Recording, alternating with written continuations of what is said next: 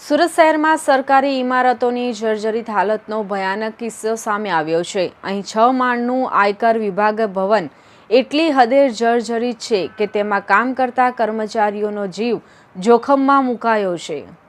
સુરતના મજુરા ગેટ ખાતે આવેલું આયકર ભવનના બિલ્ડિંગમાંથી સળિયા દેખાઈ રહ્યા છે અને અવારનવાર સ્લેબના ટુકડા નીચે પડી રહ્યા છે। આજે ફરી એકવાર આ ઘટના બની હતી, જેથી ભયભીત થયેલા કર્મચારીઓ તાત્કાલિક ઓફિસની બહાર દોડી આવ્યા હતા।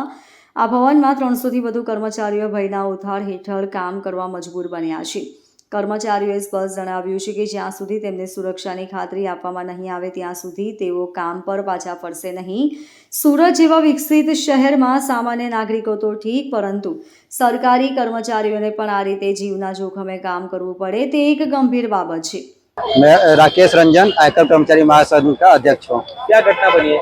घटना बनी कि आयकर भवन पे बहुत सारा स्लैब अलग अलग जगह गिर रहा है, कहीं चट्टान गिर रहा है तो कहीं कॉलम भी है, पिलर में भी बहुत जगह दरार है। आज एक ऐसा चट्टान गिरा कि जैसे कि उससे खिड़की तोड़ते हुए अंदर घुसा। एक कर्मचारी हमारे बाल बाल बचे। आज क्या मांग की है तंत्र से? तंत्र से मांग है कि जल्द से जल्द इसका रिपेयर किया। तब जब तक रिपेयर नहीं होता है तब तक हमारे कर संग्रह, कर जैसा कि आप जानते हैं कर जो होता है देश को चलाने के लिए बहुत जरूरी है और उसके लिए हम लोग देश के लिए कार्य करते हैं।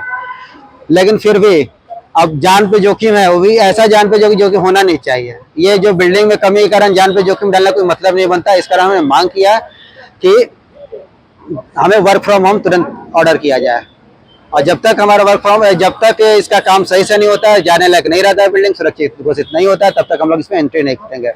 आज हमने प्रशासन के पास अपना पत्र डाल दिया। Bureau report LK star news, सूरत।